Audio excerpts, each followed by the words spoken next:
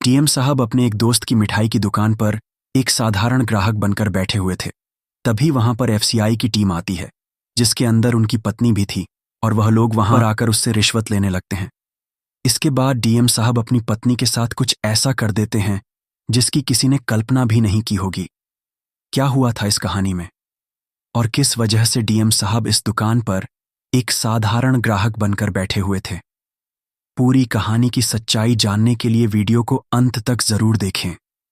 लेकिन दोस्तों, वीडियो में आगे बढ़ने से पहले वही आप लोग से छोटा सा रिक्वेस्ट है कि अगर आप लोग हमारे चैनल पर पहली बार हैं तो चैनल को सब्सक्राइब कर लीजिए और वीडियो को एक लाइक कर दीजिए, ताकि जो मेरा हौसला है वह और भी ज्यादा बढ़ता रहे।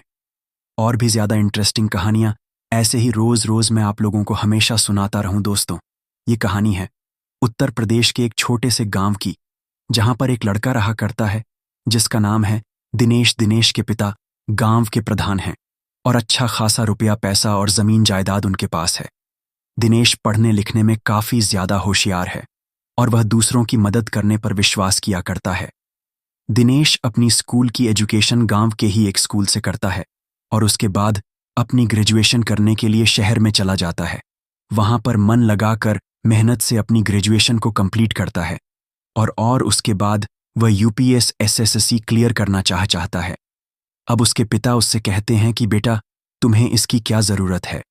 तो वह कह देते कि पिताजी, मैं सच में ही लोगों की मदद करना चाहता हूं, और मदद भी मैं एक सरकारी ऑफिसर बनकर करना चाहता हूं, क्योंकि अगर मेरे पास कोई अधिकार होगा तो मैं लोगों की और भी ज्यादा मदद कर पाऊंगा और इससे मुझे बहुत ज्यादा खुशी मिलेगी। उसके पिता इस बात को सुनकर बड़े ही खुश होते हैं, क्योंकि वह भी इसी चीज पर विश्वास किया करते थे कि दूसरों की मदद करनी चाहिए जितना हो सके।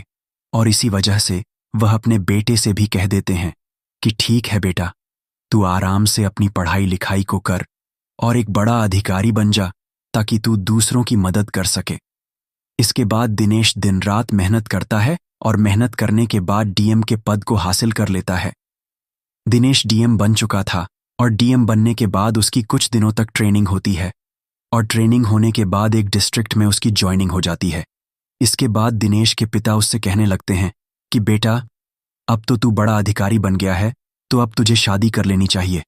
इसके बाद वह अपने पिता से कह देता है कि ठीक है पिताजी, अगर आपको मेरी शादी करनी है तो आप बेशक से कर सकते हो, कोई भी कैसी भी दिक्कत नहीं है। दिनेश के पिता उसके लिए इधर उधर लड़की ढूंढने लगते हैं और कई लड़कियां दिनेश के लिए देखी जाती हैं, लेकिन कोई भी लड़की दिनेश के माता पिता को पसंद नहीं आती है। तभी एक दिन सुबह सुबह अचानक से एक व्यक्ति एक बड़ी सी कार में सीधा दिनेश के पिता के पास पहुंचता है और वहां पर अपनी बेटी की शादी उनके बेटे से कराने के लिए बोलने लगता है। उसके बाद दिनेश के पिता जैसे ही लड़की की तस्वीर देखते हैं और लड़की के बारे में जानते हैं, तो वह भी इस रिश्ते के लिए हामी भर लेते हैं, क्योंकि लड़की देखने में काफी ज्यादा खूबसूरत थी और वह एफसीआई में लगी हुई थी।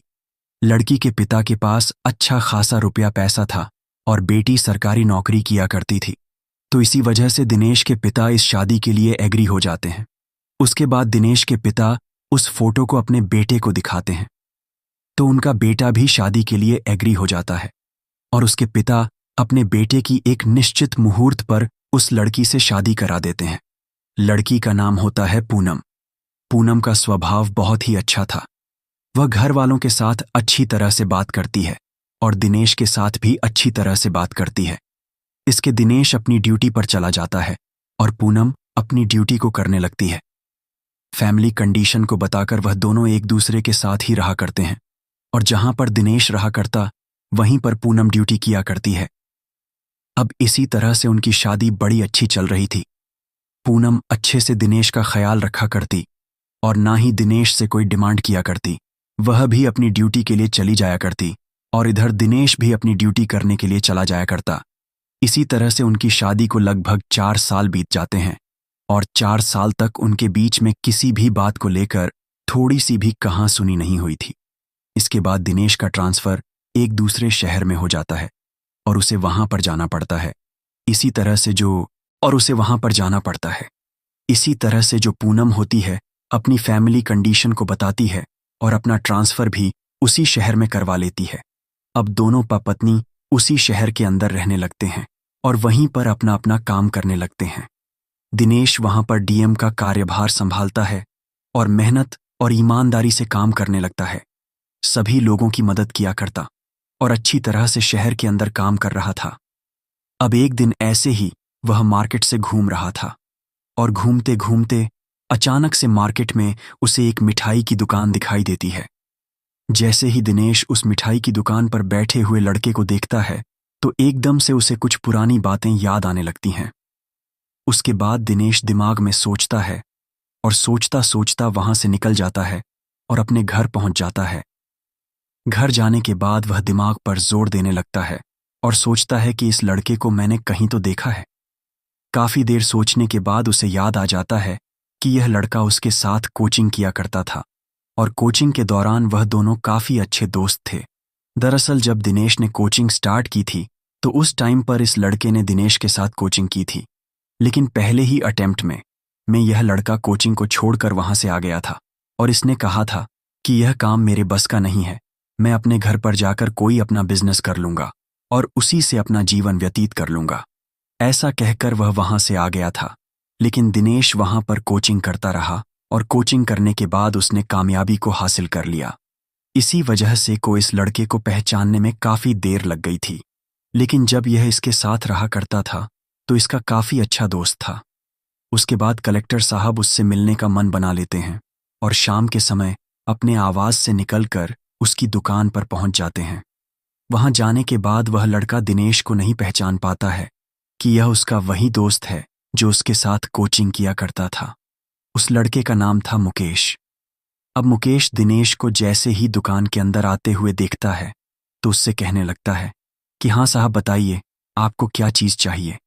इसके बाद जो दिनेश होता है वहां पर रखी हुई मिठाइयों में से मिठाइयां मांगता है खाने के लिए और एक एक करके सभी मिठाइयों में से खाने लगता है। अब इस बात को देखकर मुकेश को गुस्सा आता है और वह कहता है कि साहब आपको कुछ लेना है तो बताइए, खामा मेरा टाइम बर्बाद मत कीजिए। आपने टेस्ट करने के चक्कर में ढेर सारी मिठाइयां खा ली हैं और इतनी मिठाइयों का घाटा मुझे ही भुगतना पड़ेगा। इसके बाद दिनेश हंसने लगता है और कहता है कि भाई तुम्हारा काम है चेक करवाना और हम ग्राहक हैं, हमें जो अच्छी लगेगी हम उसी मिठाई को लेंगे, तो तुम इधर उधर की बातों पर गौर मत दो और मुझे मिठाइयां छका। इसके बाद मुकेश बहुत चढ़ा लेता है और एक दो मिठाई और उसे टेस्ट करवा देता है। अब दिनेश जैसे ही एक मिठाई को खाता है तो एकदम से कहने लगता है कि लाजवाब स्वाद है। अब जैसे ही मुकेश यह बात सुनता है तो एकदम से उसे बहुत गहरी बातें याद आ जाती हैं। दरअसल जब दिनेश और मुकेश एक दूसरे के साथ रहा करते थे तो उस टाइम पर मुकेश खाना बनाया करता था और उसे खाने के बाद दिनेश ऐसे ही कहा करता था कि लाजवाब स्वाद है। इसके बाद जो मुकेश होता है गौर से दिनेश की तरफ देखने लगता है और झट से दिनेश को पहचान लेता है। पहचानने के बाद एकदम से हंसता हुआ वह अपने काउंटर से बाहर निकलता है और दिनेश को गले से लगा लेता है। कहता है कि दिनेश, तू क्या सोचता था मैं तुझे नहीं पहचानूं, लेकिन आखिरकार मैंने तुझे पहचान लिया। उसके बाद दिनेश कहने लगता है कि हाँ भला तूने पहचान लिया, इतनी देर तो हो गई है मुझे यहां पर आए, लेकिन तूने अब मुझे पहचाना है। इसके बाद मुकेश कहता है कि यार ये दुकान है और दुकान पर हजारों ग्राहक आते रहते हैं, तो इस वजह से कंफ्यूजन हो गई थी। चलो खैर छोड़ो और बताओ तुम कैसे हो। दिनेश कहता है कि मैं तो ठीक हूं, तुम ये बताओ कि तुम क्या कर रहे हो। उसके बाद मुकेश उसे अपने बारे में बताता है। कह है कि मेरी शादी हो चुकी है और यह मिठाई की दुकान चलाया करता हूं और इसी से अपना जीवन व्यतीत किया करता हूं। उसके बाद मुकेश दिनेश से बैठने के लिए कहने लगता है और कहता है कि काफी देर से खड़े हो, चलो बैठ जाओ, यहां पर बैठ के बातें करते हैं। मुकेश अपनी दुकान में से कुछ मिठाइयां मंगाता है और उनको दिनेश के साथ बैठकर खाने लगता है। दिनेश पहले तो उसे मना करता है, लेकिन फिर भी मुकेश कहता है कि नहीं यार, काफी दिन में यह मिठाइयां तो हो ही जानी चाहिए। इसके बाद मुकेश दिनेश से उसके बारे में पूछता है तो दिनेश भी उसे अपने बारे में बता देता है। कहता है कि मैं कलेक्टर बन चुका हूं और फिलहाल इसी शहर के अंदर मेरा तबादला हुआ और यहीं पर रहकर मैं डीएम का काम किया करता हूं। इस बात को सुनकर जो मुकेश है उसकी तारीफ करने लगता है और कहता है कि मुझे तो पता ही था तू एक ना एक दिन कलेक्टर जरूर बनेगा, क्योंकि तेरी पढ़ने की ललक काफी ज्यादा थी। इसी वजह से मुझे यह बात महसूस हो गई थी। उसके बाद दोनों दोस्त कुछ और बातें करते हैं, और बातें करने के बाद दिनेश उससे कह देता है कि भाई, मैं तो तुम्हारे यहां पर आ गया हूं, लेकिन तुम्हें भी मुझसे मिलने के लिए आना होगा। मुकेश उससे आने का वादा करता है और दोनों के फोन नंबर एक्सचेंज हो जाते हैं। इसके बाद दिनेश वहां से अपने आवास पर चला जाता है और वहीं पर रहकर डीएम का कार्यभार संभालने लगता है। मुकेश अपनी मिठाइयों की दुकान को चला रहा था और चलाते चलाते अचानक से एक दिन उसके पास एफसीआई वाले लोग आते हैं और वह उसकी मिठाइयों में तरह तरह की कमियां निकालने लगते हैं, जबकि जो मुकेश था वह अच्छी मिठाइयां बनाया करता था और कोई भी कैसी भी दिक्कत उसकी मिठाइयों में नहीं थी। इसके बावजूद भी वह लोग तरह तरह की परेशानियां उसको बताते हैं, और इन सभी चीजों को देखकर मुकेश भी समझ गया था कि अगर यह लोग चाहे तो मेरी दुकान को बंद भी करवा सकते हैं और सील भी करवा सकते हैं। उसके के बाद वह उनसे कहने लगता है कि साहब, मेरी दुकान में तो कोई दिक्कत नहीं है, लेकिन फिर भी आप बताइए, आपको क्या चाहिए। वह लोग पैसों की डिमांड कर देते हैं और मुकेश से कहने लगते हैं कि आपको लगभग ₹1,00,000 देने होंगे, और ₹1,00,000 देने के बाद ही हम आपको ऐसे ही छोड़ सकते हैं। अब मुकेश इस बात को देखकर बड़ा ही हैरान है, क्योंकि वह अच्छी मिठाइयां बनाया करता है। उसके बावजूद भी उसे रिश्वत देनी होगी। वह उन लोगों से कह देता है कि ठीक है साहब, अभी तो मेरे पास पैसे नहीं हैं, मैं 2 दिन में पैसों का इंतजाम कर लूंगा और उसके बाद आप आ जाना। मुकेश ने उनसे रिक्वेस्ट करके इस बार तो उन्हें यहां से भेज दिया था, लेकिन 2 दिन बाद वह फिर से आने वाले थे और उस दिन तक मुकेश को पैसों का इंतजाम करना था। मुकेश ईमानदारी से काम किया करता था, तो इसी वजह से उसके पास ज्यादा पैसे नहीं होते हैं, तो इसी वजह से वह इधर उधर फोन कर करके सभी से पैसे मांगने लगता है, लेकिन उसके जानने वाले सभी पैसों देने से मना कर देते हैं। और इसके बाद उसे याद आती है दिनेश की। दिनेश जो कि एक कलेक्टर है, और कलेक्टर की सैलरी अच्छी खासी होती है, और वह सोचता है कि क्यों ना मैं दिनेश से कुछ दिन के लिए पैसे उधार ले लूं, और उसके बाद जब मेरा काम ठीक ठाक चलने लगेगा तो मैं उसको पैसे लौटा दूंगा। ऐसा ही सोचकर वह दिनेश के पास फोन कर देता है और उसे पैसों के लिए कहने लगता है। उसकी बात को सुनता है कि उसे ₹1,00,000 चाहिए, तो वह उसे कहने लगता है कि भाई क्या हुआ, जो इतने पैसे तुझे एक साथ चाहिए। तो मुकेश कहता है कि यार, कुछ जरूरत आ पड़ी है, तो उसी वजह से मुझे पैसे चाहिए, तो तू मेरे लिए ₹1,00,000 का इंतजाम कर दे, और जैसे ही मेरे पास हो जाएंगे तो मैं तुम्हारे पैसों को लौटा दूंगा। दिनेश कहता है कि पैसे तो मैं तुम्हें अभी के अभी दे दूंगा, लेकिन प्रॉब्लम क्या है, कहीं कोई बीमार तो नहीं हो गया तुम्हारे परिवार में। तो उसके बाद जो मुकेश होता है उसको बता देता है कि यार, दुकान पर एफसीआई वाले आए थे और वह लोग मेरी दुकान को सील भी करवा सकते हैं। वह लोग कह रहे थे कि अगर तुम्हें इन सब चीजों से बचना है तो तुम्हें ₹1,00,000 देने होंगे। अब जब दिनेश इस बात को सुनता है तो वह थोड़ा सा हैरान हो जाता है, क्योंकि मुकेश उसका दोस्त था और उसके दोस्त से रिश्वत मांगी जा रही थी, वह भी उस डिपार्टमेंट के थ्रू जिस डिपार्टमेंट के अंदर उसकी पत्नी काम किया करती है। इसके बाद वह उससे रिश्वत देने से मना करने लगता है। तो वह उसे बताता है कि यार, अगर इनको रिश्वत नहीं दी तो ये लोग मेरी दुकान को बंद करवा देंगे। इस बात को सुनकर दिनेश समझ जाता है कि यह बहुत ही ज्यादा डरा हुआ है और यह पैसे देकर ही मानेगा। वह उससे कहता है कि ठीक है, मैं पैसे लेकर तुम्हारे पास शाम को आता हूं और वहां पर आकर मैं तुम्हें पैसे दे दूंगा। इसके बाद दिनेश शाम तक ₹1,00,000 का इंतजाम करता है और इंतजाम करने के बाद सीधा मुकेश की मिठाइयों की दुकान पर पहुंच जाता है। वहां जाने के बाद वह सबसे पहले तो मुकेश को ₹1,00,000 दे देता है और उसके बाद उसे समझाने लगता है। कहता है कि देखो भाई, मैं कलेक्टर हूं और मैं चाहूं तो तुम्हारी इस चीज को रुकवा सकता हूं, लेकिन उससे पहले मुझे तुम्हारी मिठाइयों की जांच करवानी होगी, और जांच करवाने के बाद ही मैं यह बता सकता हूं कि वह लोग तुम्हारी दुकान को बंद नहीं करा सकते। इसके बाद मुकेश उसे साफ साफ बता देता है कि मेरी दुकान में किसी भी मिठाई में किसी भी तरह की कोई भी गड़बड़ नहीं है, और यह अच्छी तरह और यहीं पर रहकर मैं डीएम का काम किया करता हूं। इस बात को सुनकर जो मुकेश है उसकी तारीफ करने लगता है और कहता है कि मुझे तो पता ही था, तू एक ना एक दिन कलेक्टर जरूर बनेगा, क्योंकि तेरी पढ़ने की ललक काफी ज्यादा थी। इसी वजह से मुझे यह बात महसूस हो गई थी। उसके बाद दोनों दोस्त कुछ और बातें करते हैं और बातें करने के बाद दिनेश उससे कह देता है कि भाई, मैं तो तुम्हारे यहां पर आ गया हूं, लेकिन तुम्हें भी मुझसे मिलने के लिए आना होगा। मुकेश उससे आने का वादा करता है और दोनों के फोन नंबर एक्सचेंज हो जाते हैं।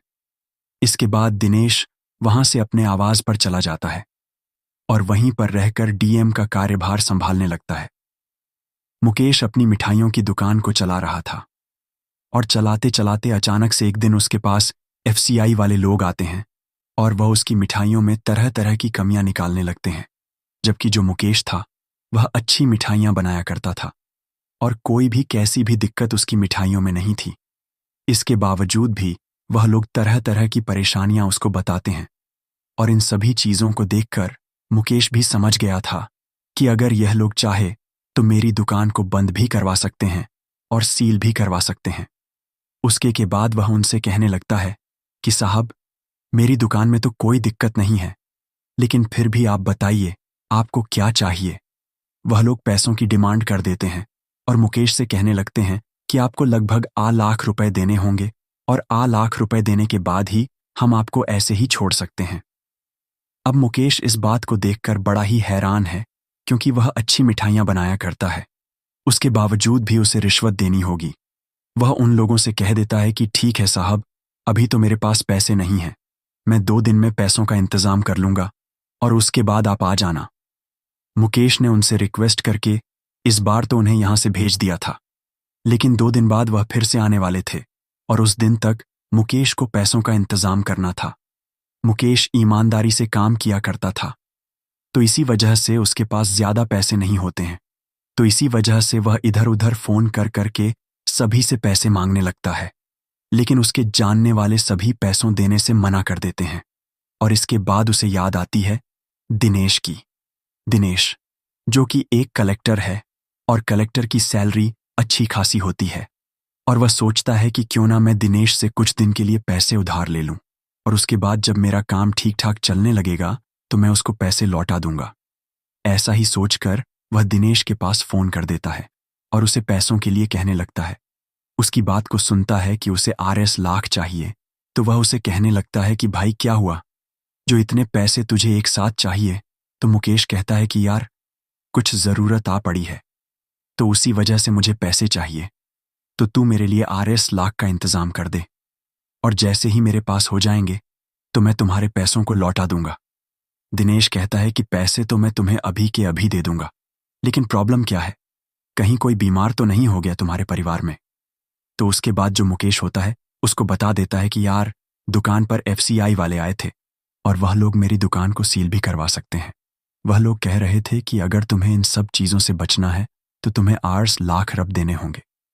अब जब दिनेश इस बात को सुनता है तो वह थोड़ा सा हैरान हो जाता है, क्योंकि मुकेश उसका दोस्त था और उसके दोस्त से रिश्वत मांगी जा रही थी, वह भी उस डिपार्टमेंट के थ्रू जिस डिपार्टमेंट के अंदर उसकी पत्नी काम किया करती है। इसके बाद वह उससे रिश्वत देने से मना करने लगता है, तो वह उसे बताता है कि यार, अगर इनको रिश्वत नहीं दी तो यह लोग मेरी दुकान को बंद करवा देंगे। इस बात को सुनकर दिनेश समझ जाता है कि यह बहुत ही ज्यादा डरा हुआ है और यह पैसे देकर ही मानेगा। वह उससे कहता है कि ठीक है, मैं पैसे लेकर तुम्हारे पास शाम को आता हूं और वहां पर आकर मैं तुम्हें पैसे दे दूंगा। इसके बाद दिनेश शाम तक ₹8,00,000 का इंतजाम करता है और इंतजाम करने के बाद सीधा मुकेश की मिठाइयों की दुकान पर पहुंच जाता है। वहां जाने के बाद वह सबसे पहले तो मुकेश को ₹1,00,000 दे देता है और उसके बाद उसे समझाने लगता है।